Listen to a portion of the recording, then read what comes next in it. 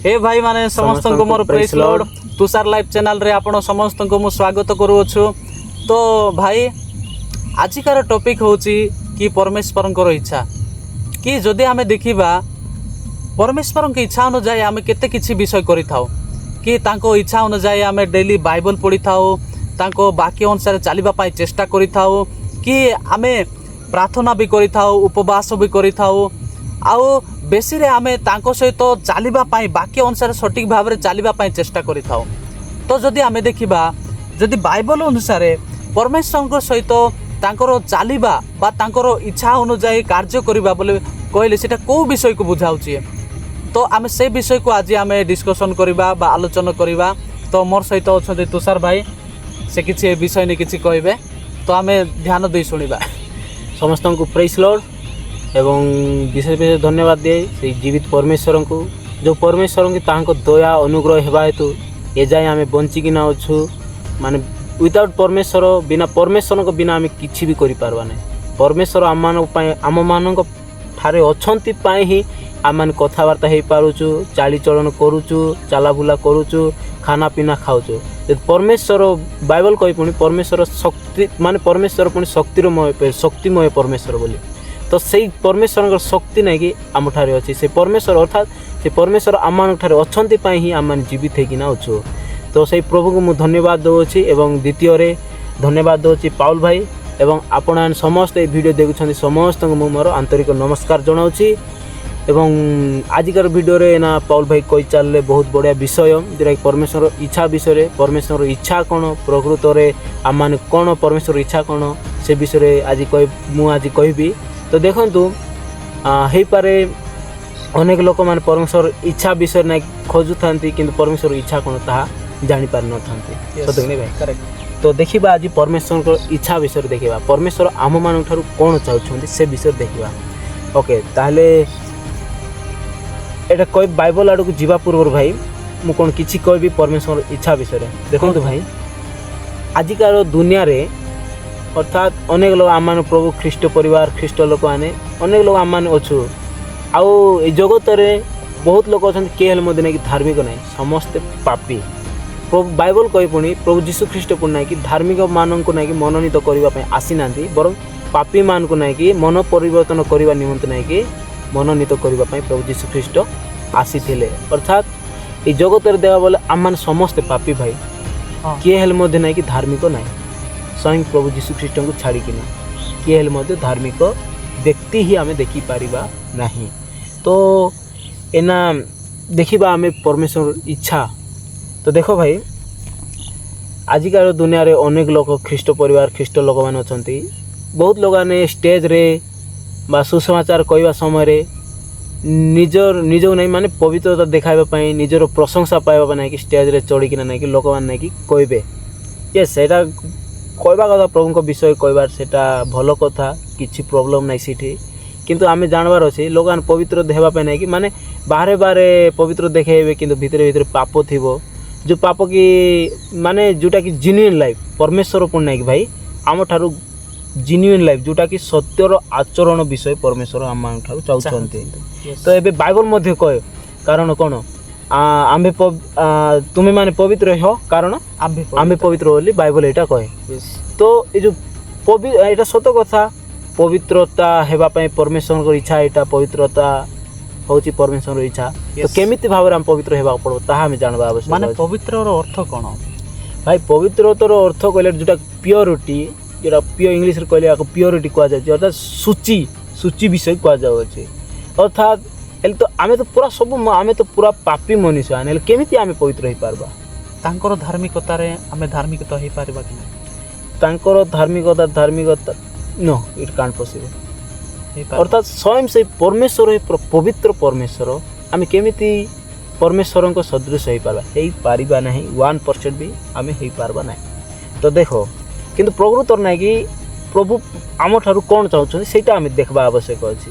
जदि बाइबल कहे आम पवित्र होगापी पड़ब यहाँ हूँ परमेश्वर इच्छा कि पवित्र होगापी ना कि आम कौन करने पड़ब जदि आम देख भाई एबे आपण परमेश्वर को केमिति भाव माने परमेश्वर पवित्र बोली केमिति आपण जानिले टे कहि पारबे कि ତାଙ୍କ ଗୁଣରେ ତାଙ୍କ ସ୍ୱଭାବରେ ୟେସ୍ ତାଙ୍କ ନେଚରରେ ହଁ ଦେଖ परमेश्वर पवित्र केमती आम जान परमेश्वर गुण तांकर स्वभाव तांकर नेचर जो आम जानी पारछु परमेश्वर पवित्रमय परमेश्वर यस तो आमे कोन इबाट स्टेज रे बा प्रार्थना बाट कर दे लोकंकर सामने भल रे दुई पद कथावार्ता हे दे करे निज लोकंकर सामने रे मते रेस्पेक्ट दियो आ पवित्र बोलला पर कि जोटा कि संडे एंती गुडला समय आसलो अनेक लोगाने बा व्हाइट शर्ट पिंदी मु पवित्र पवित्र बोल कि लोकान कहि दोछंती कि नहीं सेटा सेटा गुड देखाबा पवित्र देखाबा पवित्र जोटा परमेश्वर को सेटा 1% मध्ये इच्छा नहीं करेक्ट 1% मध्ये परमेश्वर को सेटा इच्छा नहीं तो पवित्र हेबा पे नहीं कि अर्थात परमेश्वर जेमिति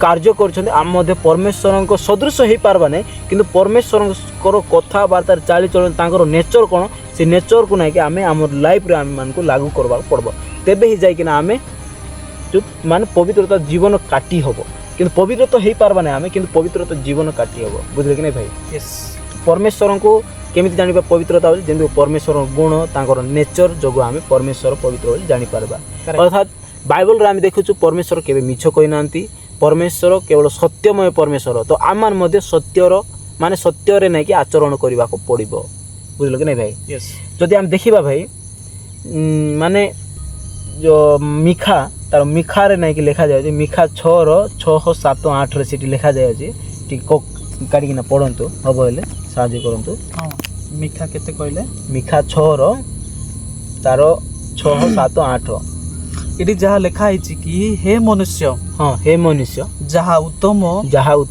ताहा से तुमको जणाई अछंती ताहा से तुमको जणाई अछंती अले कोनटा प्रभु आम मान को जणाई अछंती जो कोटा से उत्तम विषय प्रभु आम मान को जणाई अछंती जदि एटा हमें देखबा जोटा कि एटा पुनर्बार आगोर थरो रिपीट आसबा जोटा कि मो सहित खोलंतु जोटा कि आदि पुस्तक 18 तार 16 17 18 19 टिके पढो केते कहले आदि पुस्तक 18 16 17 18 19 सिटी गुड विषय लगा जोटा कि हमर हाँ सादम माने जो सादम को हाँ सदम से विषय रे ते लिखा है कि अनंतर से लोक माने सेठारे उठी सदम आड़ को प्रस्थान करते अब्राहम बाट देखाइबा को से मानको संगे संगे चलिले देखंतो एबे नहीं पड़ी चल तहु सदा प्रभु कहले आम्बे जहा करबा को उद्यत अटु ताहा कि अब्राहम टारु लुचाइबा ओके देखो इटी भाई देखंतो एबे माने अर्थात सदा प्रभु इटी कहउछंदे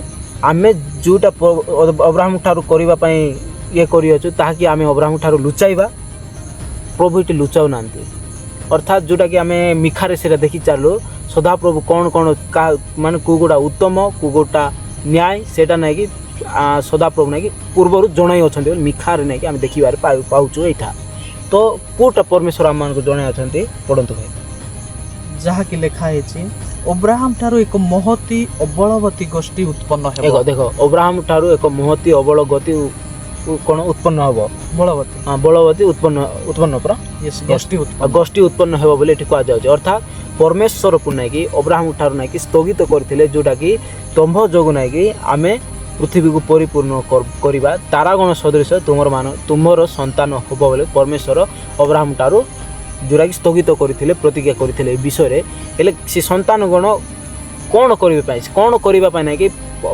सदा प्रभु नै कि अब्राहम ठारु नै कि ए विषय कहिथिले देखो तो ये जब पड़ी जा ना कि जहा कि लिखा जाय पृथ्वीर जावतीय गोष्ठी ता ठारु आशीर्वाद प्राप्त हो पृथ्वीर जावतीय गोष्ठी ता ठारु आशीर्वाद प्राप्त हो अर्थात बहुत लोग पृथ्वी रे जेते जा लोक अछंती अब्राहम को ठारु आशीर्वाद प्राप्त हेबे तापरे जेपरि कि लिखा जाय जेहेतु ताहार भविष्यत संतान गण और परिवार वर्ग जेपरि न्याय और धर्माचरण करबा को सदा प्रभु को पथरे चलिबे एथि पई से मानको से जेपरि आज्ञा देबो एही अभिप्राय रे आम्बे ताहा को निर्धारण करियछु देखो इठी हमें कांसेप्ट सीधा कथा हमें जानि पारछु भाई इठी सदा प्रभु पुण्य के अब्राहम को प्रतिज्ञा करथिले अर्थात आगामी लोक माने अर्थात परमेश्वर अब्राहम ठार स्थगित करथिले तुम अर्थात आको कोन कहा जाय जोटा कि प्रभु स्थगित करथिले तुमरो वंश समस्त ना कि आशीर्वाद प्राप्त हेबे एवं पुणी से माने पुणी न्याय चरण सत्य आचरण करिवे सेति भाई परमेश्वर आमान माने अर्थात आमान को मनोनीत करियछंती तो ଆମମାନଙ୍କର ଲାଇଫ୍ରେ ଆମେମାନେ ପରମେଶ୍ୱରଙ୍କର ଇଚ୍ଛା ଜାଣିକିନା ପରମେଶ୍ୱରଙ୍କ ଇଚ୍ଛା କ'ଣ ତାହା ଆମେ ଜାଣିବା ଆବଶ୍ୟକ ଅଛି। ପରମେଶ୍ୱରଙ୍କର ଇଚ୍ଛା ଭାଇ ଯେଉଁଟାକି ସତ୍ୟ ଆଚରଣ କରିବାଟା ହେଉଛି ପରମେଶ୍ୱରଙ୍କର ଇଚ୍ଛା। ବୁଝିଲ କି ନାହିଁ? ଏ ମିଖା ଖୋଲନ୍ତୁ ତ, ଏ ମିଖାରେ ସେଇଠି ଯାଇକିନା ପୁନର୍ବାର ପଢ଼ନ୍ତୁ ସେଇଠି। ଯାହା ଲେଖାଯାଇଛି କି ଏଠି 3ଟା ପଏଣ୍ଟ ଲେଖାଯାଇଛି ତୁଷାର ଭାଇ। ହଁ, ଯାହାକି ପ୍ରଥମ ପଏଣ୍ଟ ହେଉଛି ନ୍ୟାୟ ଚରଣ। ଦେଖ ପ୍ରଥମ ପଏଣ୍ଟଟା ହେଉଛି ନ୍ୟାୟ ଚରଣ। ସେକେଣ୍ଡ ପଏଣ୍ଟ ହେଉଛି ଦୟା ଭଲ ପାଇବା। ସେକେଣ୍ଡ ପଏଣ୍ଟଟା ହେଉଛି ଦୟା ଓ ଭଲ ପାଇବା। ନା, ଦୟା ଭଲ ପାଇବା। ହଁ, ଓ 3 ନମ୍ବର ପଏଣ୍ଟ ହେଉଛି ନମ୍ର ଭାବରେ ଈଶ୍ୱରଙ୍କ ସହିତ ଗମନାଗମନ କରିବା। ଦେଖନ୍ତୁ 3 ନମ୍ବର ପଏଣ୍ଟ ନମ୍ର ଭାବରେ ଈଶ୍ୱରଙ୍କ ସହିତ ଗମନାଗମନ କରିବା। ନ୍ୟାୟ ଚରଣ, ଦୟା ଓ ଭଲ ପାଇବା, ତାପରେ ନମ୍ର ଭାବରେ ଈଶ୍ୱରଙ୍କ ସହିତ ଗମନାଗମନ କରିବା। ହେଲେ ଆମେ ଦେଖିବା ଏଇଟା, ଦେଖନ୍ତୁ ଅର୍ଥାତ୍ ପ୍ରେମ କରିବା। ବାଇବଲ କ'ଣ କହୁଛି? ଏ ଯେଉଁ ବାଇବଲ ଦେଖୁଛନ୍ତି କି ନାଇଁ ଭାଇ, ଆଦି ପୁସ୍ତକ ଯାଇ ପୁରା ପ୍ରକାଶିତ ବାକ୍ୟ ମଧ୍ୟରୁ ଗୋଟେ ବିଷୟଟି କୁହାଯାଉଛି, ସବୁଠାରୁ ଶ୍ରେଷ୍ଠ ଆଜ୍ଞା ବୋଲି କୁହାଯାଏ, ଯେଉଁଟାକି ଆପଣା ପରମେଶ୍ୱରଙ୍କୁ ଆତ୍ମତୁଲ୍ୟ ପ୍ରେମ କରିବ, ଆପଣା ପ୍ରତିବାସୀକୁ ପୁଣି ଆତ୍ମତୁଲ୍ୟ ପ୍ରେମ କରିବ। ବୁଝିଲେ କି ନାହିଁ? ତ ଏଇ ବିଷୟରେ କୁହାଯାଉଛି। ଅର୍ଥାତ୍ ଏଠି ସବୁ କିଛି ଅଛି, ନ୍ୟାୟ ଚରଣ, ଦୟା, ଭଲ ପାଇବା, ଏ ବିଷୟ ଏଠି ଆଗ ସବୁ କିଛି ଅଛି। ଅର୍ଥାତ୍ ଆମେମାନେ ସତ୍ୟର ଜୀବନ କାଟବାର ଅଛି, ଯେଉଁଟାକି ଜେନ୍ୟୁଇନ୍ ଲାଇଫ୍ କୁହାଯାଏ। ଯଦି ହଁ ମାନେ ଅର୍ଥାତ୍ ଆମମାନେ ଖାଲି ଲୋକଙ୍କ ସାମ୍ନାରେ ଯଦି ପବିତ୍ରତା ବୋଲି ଦେଖେଇ ହେବା, ପବିତ୍ରତା ବୋଲି ଦେଖେଇ ଦେବାଟେ ଆମମାନେ ଯେଉଁଟାକି ଗଲତ କାମ, ଯେଉଁଟାକି ପାପମୟ ଦୁନିଆରେ ପାପମୟ କାମ ଯଦି କରୁଥିବା, ତାହେଲେ କିଛି ଭ୍ୟାଲୁ ନାହିଁ, କିଛି ମୂଲ୍ୟ ନାହିଁ। ତ ଆମମାନଙ୍କୁ ବାଧ୍ୟ ନ୍ୟାୟ ଚରଣ, ସତ୍ୟ ଆଚରଣ କରିବାକୁ ବାଧ୍ୟ ସେଇଟା। ତ ଭାଇ ଏତିକି ହିଁ ରହିଲି। ତ ଭାଇ ଆପଣ ଏଇନା କୁହନ୍ତୁ। ବାଇଶ ମୋର ମେସେଜ୍ ସର୍ଟ ଏତିକି ହିଁ। ଓକେ, ଧନ୍ୟବାଦ। ଧନ୍ୟବାଦ ଭାଇ। ଆପଣମାନେ ଯାହା ଶୁଣିଲେ ତ ଆପଣଙ୍କ ଜୀବନରେ ଆପ୍ଲାଏ କରନ୍ତୁ, ଆଉ ଆପଣଙ୍କ ଭାଇ ଭଉଣୀମାନଙ୍କୁ ସେୟାର କରନ୍ତୁ। ତ ଆଜି ଯାହା ଶୁଣିଲେ କି ପ୍ରଭୁଙ୍କର ଇଚ୍ଛା, ଯାହାକି ଆମେ ସତ୍ୟ ଭାବରେ ଚାଲିବା ଓ ପବିତ୍ର ହେବା। ତ ଯଦି ଆମେ ଦେଖିବା ବାଇବଲରେ ବି ଲେଖାଯାଇଛି କି ପବିତ୍ର, କି ସ୍ୱୟଂ ପ୍ରଭୁ ସେ ନିଜେ ପ୍ରଭୁ ପରମେଶ୍ୱର ସେ ନିଜେ ପବିତ୍ର ଅଟନ୍ତି। ତ ଆମେ ବି ପବିତ୍ର ହେବା ଦରକାର, ଆଉ ସତ୍ୟ ଅନୁସାରେ ଆମକୁ ଚାଲିବା ଦରକାର। ତ ଏ ବାକ୍ୟକୁ ଆପଣ ଶୁଣିଥିବାରୁ, ପେସେନ୍ସ ଧରିଥିବାରୁ ଆପଣମାନଙ୍କୁ ସମସ୍ତଙ୍କୁ ଧନ୍ୟବାଦ ଭାଇ। ତ ଏ ତୁଷାର ଲାଇଭ୍ ଚ୍ୟାନେଲକୁ ଆପଣ ସବୁବେଳେ ଶୁଣନ୍ତୁ ଆଉ ସେୟାର କରନ୍ତୁ। Thank you.